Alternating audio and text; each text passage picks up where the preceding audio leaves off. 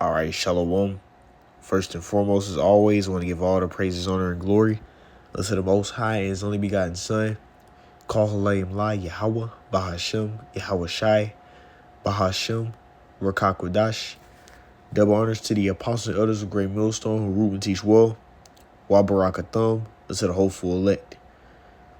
All right, now today through the Spirit, I want to go into a quick video, some edification, going into how the Passover is only for Israelites.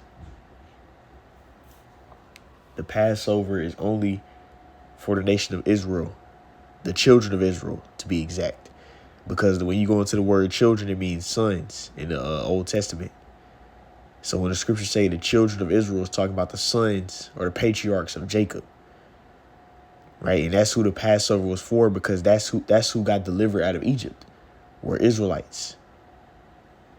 The seed of Jacob. You see? That's what the whole High Holy Day it was for. But now you have, you'll have Israelite groups in different churches that'll try and allow people who aren't, the stock of Jacob, trying to be all in the Passover, but it's not for them. This day is only supposed to be observed by the congregation or the stock of Israel. All right? And I'm going to bring some edification out on that.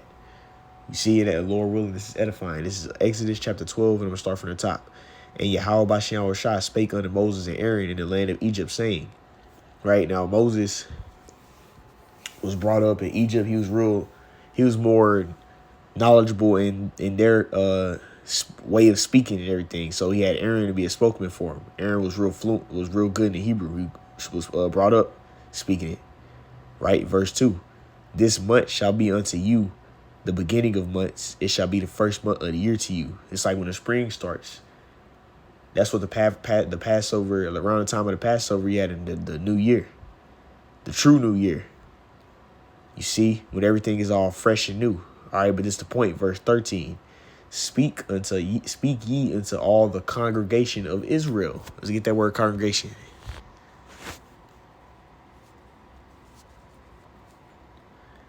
All right, let's get that word congregation. This is Strong's H, right? 5712, and it says, I die. You see? And it says congregation, gathering, assembly, people. So the assembly of the Israelites, right? Okay, let's continue.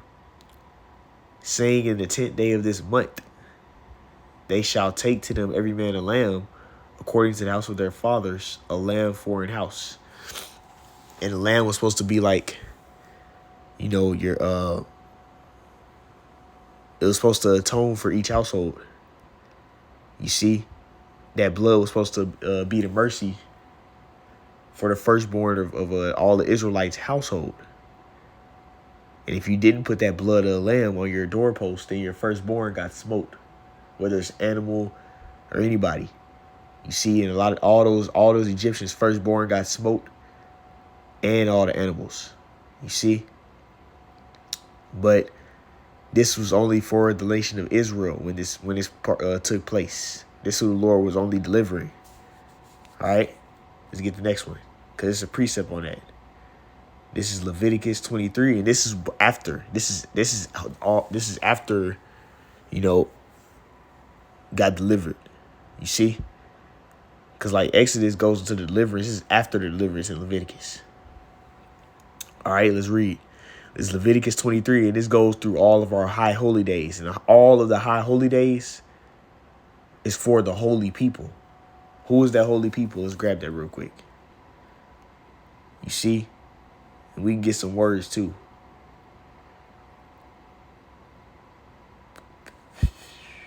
Let me get the one in Deuteronomy 7 and 6. This is Deuteronomy chapter 7 and verse 6. And when you read up, it's talking about who? It's talking to the nation of Israel. When we're going through the land, because this is like when you read the book of Deuteronomy, it's when the laws are being reiterated, and this is like right before Joshua was about to take over. Moses basically passed on the leadership to Joshua, or his name was Hosea. You see, but it got changed to Joshua, Yahushai. You see, because the Lord was going to allow him to lead the nation of Israel to get that land, the land of Canaan, to get the land. Right? But let's get this right here, though. This is Deuteronomy 7:6. For thou art an holy people unto Yahweh Bashem Yahweh thy power. Yahweh Bashem thy power have Yahweh Bashem Yahweh thy power have chosen thee this day to be a special people unto himself, above all people that are upon the face of the earth. So he set us up to be above all the rest of these other nations. Now let's get that word holy. You see? All right. Deuteronomy 7:6. It says, for thou art a holy people. That word holy is Kodash. Strong's H6917 is Kodash. You see? Well, actually right here it says Kodawash, but it's really just Kodash. Right? That's why it has it right here. Kodash. Right? This is the root word Kodash, and it says to consecrate, to be holy. You see?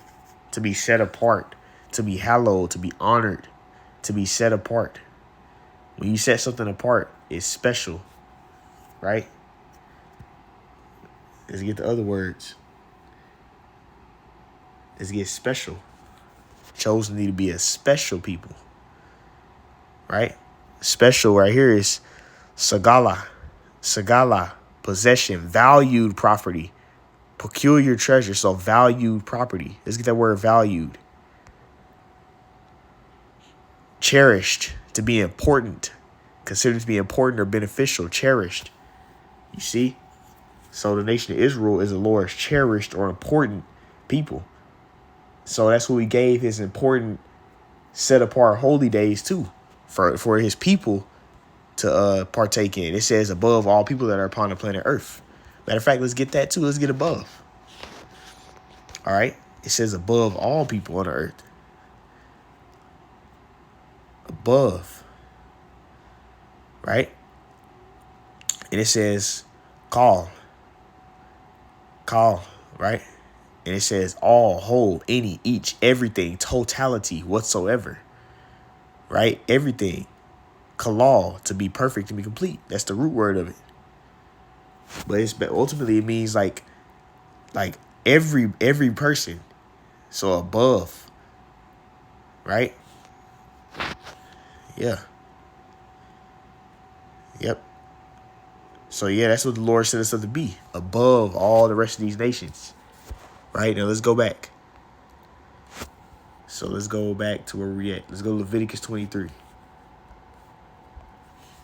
All right, we're Leviticus 23, and let's read it. Verse 2. Speak unto the children of Israel, the sons of Jacob, and say unto them concerning the feast of Yahweh Bashem Shai, which ye shall proclaim to be holy convocations. Even these are my feasts. So these are the holy days, right? Let me get that word convocation, and then we'll go back. I want to go here real quick, right? Convocation, etymology.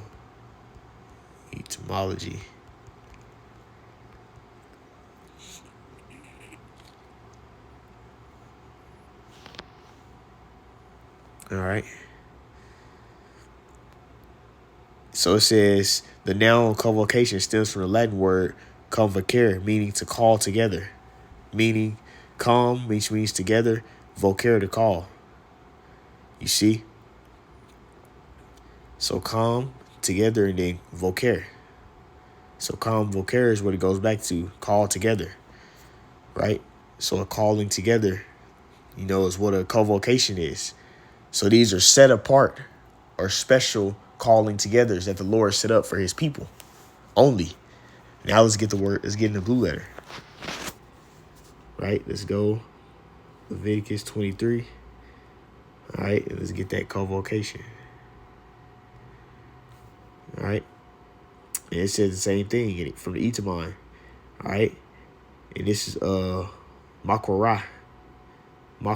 And it says convoking, or reading, or calling together, a sacred assembly, a holy assembly, assembling of who? The Israelites. Right? So let's continue. It says, "Speak ye unto the children of Israel, and say unto them concerning the feast of the Lord, which ye shall proclaim to be holy, calling together or convocations. Even these are my feasts. These are the assemblies that the Lord has set up." And then the first one it goes into, right, is the Passover. Let's jump down. Leviticus 23:5. In the 14th day of the first month, it is it is Yahweh Bashem Shai's Passover.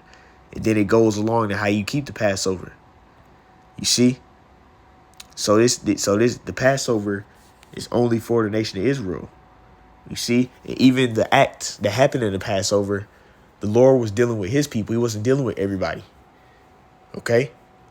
And even now, in his current time, all these infidel, these unbelievers, they're not meant to be a part of it either, or any holy days, because they don't believe.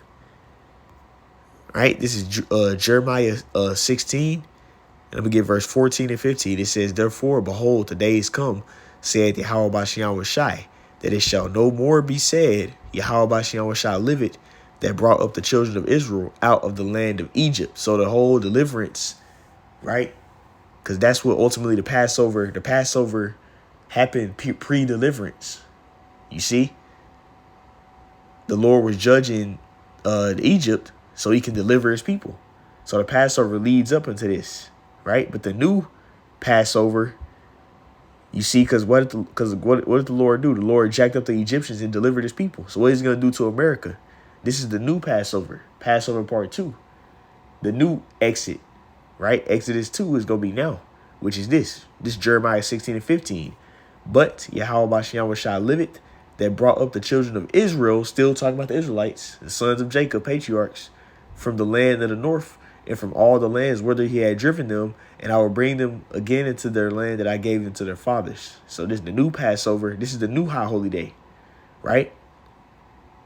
This is going to be the new deliverance. But you see, it's still only dealing with the nation of Israel. All right. Now let's go here. It's Hebrews 8. And I'm going to get verse 9 and 10. Right? Well, actually, not 8 and 8. Verse 8 and verse 8. "For finding fault with them, he said, Behold, the days come, saith Yahweh Bashem Shai, when I will make a new covenant with the house of Israel and with the house of Judah, all the tribes." When you go into the scriptures, a lot of times it'll say the kingdom of Israel and the kingdom of Judah. It's about the northern and southern kingdom. All the tribes. Hebrews 8 and 9. "Not according to the covenant that I made with their fathers in the day when I took them by the hand to lead them out of the land of Egypt, because they continue not in my covenant, and I regarded them not, said Yahweh Bashem Shai." So this is talking about what? The first deliverance from Egypt, which was dealing with the Israelites. Now let's look at the second one. The new covenant, Hebrews 8 and 10. "For this is the covenant that I will make with the house of Israel after those days, saith Yahweh Bashem Shai. I will put my laws in their minds and will write them in their hearts, and I will be to them a power, and they will be to me a people." So this is talking about the new covenant, which the new covenant is synonymous with, a new deliverance, the new passing over. Right? We want the Lord to pass over us and then judge what? These Americans. You see all these other nations who are not accepting Yahweh Shai, who don't want to, who don't want Yahweh Shai to rule. You see? So that now it's spiritual. We had a spiritual blood, on our doorposts via through Yahweh Shai's blood, which I'm going to get this. And this is going to be the last precept. We're going to go Hebrews 9 and 11. I'm going to just go NLT on this one. I'm going to start at verse 11. We're going to read NLT. Hebrews chapter 9 and verse 11. It says, "So Hamashiach, Yahweh Shai, has now become the high priest over all good things that have come. He has entered that greater and more perfect tabernacle in heaven, which was not made by human hands and is not part of this created world." You see, it's the spiritual. You see, he has that spiritual dealing, the spiritual priesthood, which, he's continually has that blood there. You see, versus the priest had to actually do certain. Priest had to be holy. He had to do certain things to be there. Where Yahweh Shai he's already in that position. You see, so this is that perfect, priesthood. He's the perfect high priest. It says, verse 12, "With his own blood, not the blood of goats and calves, He entered into the most holy place once for a time and secured our redemption forever. We can be brought back forever. We can have mercy forever through Yahweh Shai, not having a slew a young male lamb. You see, we had an eternal mercy through Yahweh Shai's blood, right? And this is the new. This is the new Passover. The Lord has to pass over us all the time, being serving Him. You see, because the Lord's getting ready to judge everybody, and if you don't have His blood upon you, then He's not gonna pass through you, right? Let's continue, verse 13. It says, under the old system, the blood of goats and bulls and the ashes of heifer could cleanse people's bodies from ceremonial impurity. So it can, there were certain iniquities we would do, and there were sin sacrifices and different sacrifices for it. But look, let's read this though. Verse 14, it says, just think of how much more the blood of Yahweh Shai will purify your consciences from sinful deeds, so that we can worship the living power. For by the power of the eternal spirit, Yahweh Shai offered himself as a perfect sacrifice for our sins, an eternal sacrifice, right? You see, he's that eternal scapegoat for our sins. You see, that atonement, right? Let's continue. Verse 15 says, this is why he is the one who meditates the new covenant between the Heavenly Father and the people. You see, and his people. Right? Because we just read about the new covenant. The new covenant is for the Israelites. It says, so that all who are called can receive the eternal inheritance Yahweh Shai have promised them. For Yahweh Shai died to set them free from the penalty of the sins they had committed under the first covenant. So he set us free from the first covenant, which happened during the time of the first Passover, which we're approaching at a new exit, which is going to be done mainly the main deliverance in America, Babylon the Great. And we need that blood now. And Yahweh Shai is that blood. You see? Now let's jump down. Oh, yeah. I want to jump down and get this real fast. Verse 22. This is Hebrews 9 and 22. Matter of fact, 19. We're going to jump to 19, and then I want to jump to 22. Matter of fact, 19 all the way down to 22. It says, Hebrews 9 and 19. For after Moses had read each of Yahweh Shai's commandments to all the people, he took the blood of calves and goats along with water and sprinkled both the book of Yahweh Shai's law and all the people using hyssop, branches, and scarlet and wool. Let's talk about the first priesthood. You see? Let me get back down. Right? There was blood. He had to sprinkle the blood. You see, to atone for iniquities and different sacrifices. Now let's read though, verse 20. Then he said it had to be a Levite. It says, then he said, this blood confirms the covenant Yahweh Shai has made with you, the agreement. Right? Verse 21, it says, in that same way, he sprinkled blood on a tabernacle and on everything used for worship. Right? Which that's what a priest would have to do. But now check this out. This is verse 22. It says, in fact, according to the law of Moses, nearly everything was purified with blood. For without the shedding of blood, there is no forgiveness. And we have that forgiveness through Yahweh Shai. So the way we'll be passed over in this current time will be through the blood of Yahweh Shai, which we hope to have, man. For the Lord to keep upon us, to stay in his truth, to stay having faith on him. You see? But ultimately, that proves that, because when you go into this, it's talking about the old covenant, the old agreement. Well, guess what? The old covenant was for the Israelites, likewise the new covenant. You see? And what happened within that first covenant, what happened before? We had the Passover. Where the Lord had judged all the Egyptians, and then we had to get out of there. Likewise now. It was right before we got out of there, the Lord had us put blood on our doorpost, and then he smote the firstborn. And right after he did that, that's when the Egyptians was like, okay, hell no, y'all got to go. They let us go. Likewise, now we're going to had a new Passover. You see, the Lord's going to deliver his people into the chariot, and he's going to judge the rest of these people here with the second death. But via through Yahweh Shai's blood, he'll pass over us, and we'll make it to the chariot. You see, so that proves that, hey, the Passover is not for all these other nations. It's for the nation of Israel, the Israelites. All right, but Lord willing, this was edifying. I like to end it all by saying, call halal Yahweh by Hashem, Yahweh Shai by Hashem. Rakab Kadash, double honors to the apostles and others, great millstone, Ruchi Swell, Kwame Ashrala Shalom.